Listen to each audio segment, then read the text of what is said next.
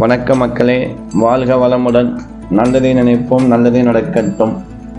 இந்த வீடியோவில் நம்ம எதை பற்றி பார்க்க போகிறோம் அப்படின்னா, ரோகிணி நட்சத்திரத்தில் பிறந்தவர்கள், அதாவது ரிஷப ராசி ரோகிணி நட்சத்திரத்தில் பிறந்தவர்களுடைய நட்சத்திர கோவில் உங்களுக்கு அனைத்து யோகத்தையும் தரக்கூடிய வல்லமை படைத்த அந்த திருக்கோவில், அந்த திருக்கோவிலுடைய மூலவர், அந்த திருக்கோவில் எந்த இடத்தில் உள்ளது அப்படிங்கிற ஒரு தெளிவையும், உங்கள் நட்சத்திரத்தின் பறவை, உங்கள் நட்சத்திரத்தின் பறவை, உங்கள் நட்சத்திரத்தின் விருட்சம், உங்கள் நட்சத்திரத்தின் விருட்சம், இதை பற்றி தாங்க நம்ம பார்க்க போறோம். என்ன நட்சத்திர ஆலயம், அதனால நமக்கு என்ன கிடைக்க போகுது? நம்மளுடைய நட்சத்திர பறவை, அதனால நமக்கு என்ன நடக்க போகுது? நம்மளுடைய நட்சத்திரத்துடைய விருட்சம், இதெல்லாம் தெரிஞ்சு நமக்கு என்ன நடக்க போகுது?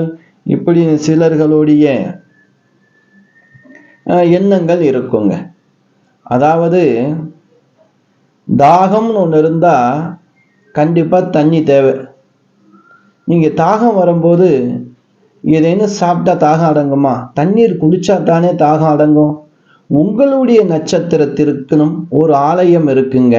அந்த ஆலயத்திற்கு உங்களுடைய பாதம் பட்டால், அந்த ஆலயத்தின் கோவிலுக்குள் உங்கள் பாதம் படும்போது ஒரு நல்ல ஒரு கதிர்வீச்சை உணர முடியும்.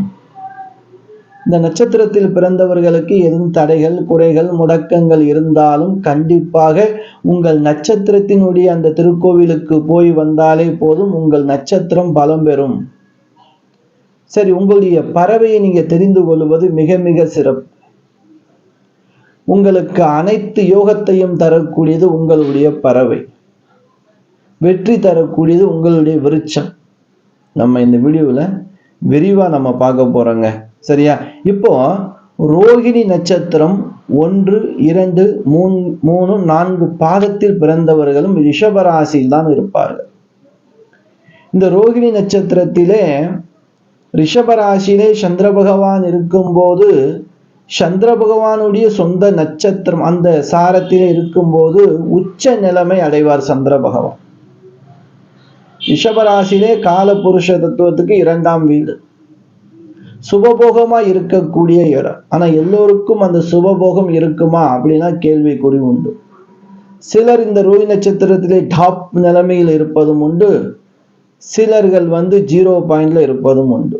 அதாவது எதை தொட்டாலும் துலங்கவே இல்லை, சிலருக்கு தொட்டதெல்லாம் துலங்கும். இவர்களுக்கு உங்களுடைய ஜாதகத்தில் கிடைத்த அந்த பாக்கியம், சிலருக்கு பாக்கியம் இல்லை. இவங்க என்ன செய்யலாம் அப்படின்னா, இந்த நான் சொல்லக்கூடிய வழிமுறைகளை கொஞ்சம் நீங்க ஃபாலோ பண்ணி பாருங்க. கண்டிப்பாக 100க்கு 100 நல்ல பலன் கிடைக்குங்க. சரி, ரோகிணி நட்சத்திரம் சந்திர பகவான் நட்சத்திரம். ரோகிணி நட்சத்திரம் இருக்கக்கூடிய ராசி ரிஷபராசி. அந்த வீடு சுக்கிர பகவானுடைய வீடு. சரிங்களா? இப்போ உங்களுடைய ரோகிணி நட்சத்திரத்தில் பிறந்த ஆணாக இருந்தாலும் சரி, பெண்ணாக இருந்தாலும் சரி,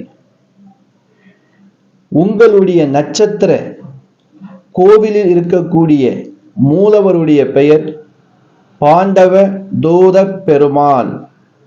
பாண்டவ தூத பெருமாள். இந்த திருக்கோவில் எங்கெங்க இருக்கு? காஞ்சிபுரம் நகரில் மத்தியில, காஞ்சிபுரம் நகர் மத்தியில ஏகாம்பரநாதர் கோவிலுக்கு அருகாமையில தாங்க இந்த கோவில் இருக்கு. இது ரொம்ப பேருக்கு தெரியுமா அப்படிங்கிறது? ஏன்னா திருப்பாடகம் பாண்டவ தூத பெருமாள் இவருடைய பேர் பாருங்க. சரி, இந்த கோவில்ல எப்பெல்லாம் நட திறந்திருக்கும், நட சாத்திர நேரத்தை நம்ம தெரிஞ்சுக்கிட்டா தானே சரியா போய் வர முடியும். சரிங்களா? காலையில் 7 மணிலிருந்து 11 மணி வரைக்கும் இந்த கோவில் நட திறக்கப்பட்டிருக்கும். மாலை நேரத்தில் நீங்க பார்க்க போனீங்க அப்படின்னா சாயங்காலம் 4 மணிலிருந்து இரவு 7:30 மணி வரைக்கும் நட திறந்திருக்குங்க.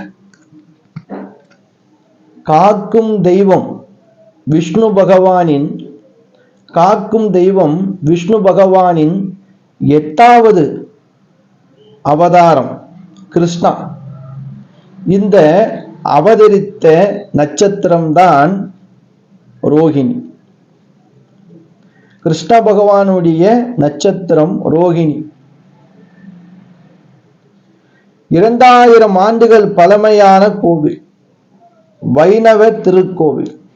இங்க மூலவர் 25 அடி உயரத்துல இருந்து காட்சி அளிக்கக்கூடிய அற்புதமான கோவிலுங்க. திருத்தலம் 108 திவ்ய தேசங்கள்ல 49வது திவ்ய தேசமாகும். அற்புதமான ஒரு இடம். ரோகிணி நட்சத்திரத்தில் பிறந்தவர்கள் இந்த வீடியோவை பார்த்தீங்க அப்படின்னா எவ்வளவு சீக்கிரமாக இந்த ஆலயத்துக்கு நீங்க சென்று வர முடியுமோ கண்டிப்பா போயிட்டு வாங்க. மிக மிக பெரிய வெற்றியை அடைய முடியும். மிக சாதனையாளராக மாற முடியும். திருமண தடை இருக்கா, குழந்தை பாக்கிய தடை இருக்கா, உடல்ல ஏதாவது தொந்தரவு இருக்கா, முன்னேற்றமே இல்லை, முடக்கமா இருக்கு, கல்வியில மந்த நிலை இருக்கு, தொழில்ல எதுவும் விருத்தி இல்லை, எந்த காரியத்தை தொட்டாலும் தொடங்க மாட்டேங்குது, இந்த இடத்துல போய் உங்க பாதத்தை மிதிச்சு அந்த பெருமாளை பார்த்துட்டு வாங்க. கண்டிப்பாக உங்களுக்கு மிகப்பெரிய மாற்றம் கிடைக்கும். திருப்பாடகம் பாண்டவ தூத பெருமாள், அற்புதமான ஒரு காட்சி உங்களுக்கு கண்டிப்பாக கிடைக்க போது. உங்கள் வாழ்க்கையில பெரிய மாற்றங்கள் வரப்போகுது. சரி, உங்களுக்கான அதிர்ஷ்ட பறவை எது தெரியுமா? ஆந்தைங்க. எப்பயும் விழிப்புணர்வோடு இருந்து ஜெயிக்கக்கூடிய ஒரு பறவை இது. பஞ்சபட்சியில கூட இந்த பறவைக்கு கொடுத்துருக்காங்க. ஆந்தை இறகு இருக்கு இல்லையா, அது கிடைச்சதுன்னு வச்சுக்கிறோங்க, கண்டிப்பா உங்க வீட்டுல எங்கேயாவது இடத்துல வச்சிருங்க. கண்டிப்பா யோகம் இருக்கும். இல்ல அந்த ஆந்தையுடைய இறகு இருந்தா நீங்க பர்சுல கூட வச்சுக்கிறோங்க. இல்ல ஆந்தை இருக்கிறது போல ஒரு போட்டோ வாங்கி உங்களுடைய பெட்ரூம்ல இல்ல ஹால்லயே மாட்டுங்க. உங்களுக்கு அது பொருந்தும். தினமும் அந்த உங்களுடைய பறவை முகத்தில் மொழித்து விட்டு வெளியில் செல்லும் போது காரியம் வெற்றி தரும். சரி, உங்களுடைய விருட்சம், உங்களுடைய மரம் எது தெரியுமா? நாவல் மரங்க. நீங்க முடிந்த வரைக்கும் இந்த நாவ பழம் இருக்கு இல்லையா, அந்த சீசன் வரும்போது கண்டிப்பா வாங்கி நீங்க சாப்பிடுங்க. நாவல் மரம் உள்ள நாவல் மரம் இருக்கக்கூடிய தலவிருட்சமாக இருக்கக்கூடிய ஆலயம் ஏதேனும் இருந்தால் அந்த ஆலயத்திற்கு மாதம் ஒரு முறை சென்று வாருங்கள். மிக மிக மிக அற்புதமான நிகழ்வுகள் எல்லாம் உங்களிடம் நடக்குங்க. உங்களுக்கான மிருகம், உங்கள் நட்சத்திரத்திற்குன்னு ஒரு மிருகம் இருக்கும். அது ஆண் நாகம். சர்ப்பங்க, சர்ப்பத்திலே ஆண் நாகம். நீங்க எந்த ஒரு கோவிலுக்கு போனாலும் அங்கே பிரதிஷ்டை பண்ணியிருப்பாங்க சர்ப்பம். நீங்க அதை பார்க்கலாம். அரச மரத்தடியில இருக்கும். அப்படி நாகங்கள் இருந்துச்சு அப்படின்னா வெள்ளிக்கிழமை இல்லை நீங்க பிறந்த நட்சத்திரம் வரும்போது ஒரு தடவை பால் அபிஷேகம் பண்ணிவாங்க. கண்டிப்பாக மிகப்பெரிய மாற்றம் கிடைக்கும். ரோகிணி நட்சத்திரம் ரிஷபராசியில் பிறந்தவர்களுக்கு மிகப்பெரிய மாற்றத்துடன் தடைகள் எல்லாம் நீங்கி நற்பலன் கிடைக்க வேண்டும் என்று சொல்லி உங்களிடமிருந்து விடைபெற்றுக் கொள்கிறேன். ஈஸ்வரன் சீதாராம ஜோதி. அடுத்த ஒரு நல்ல வீடியோவில் சந்திக்கலாம்.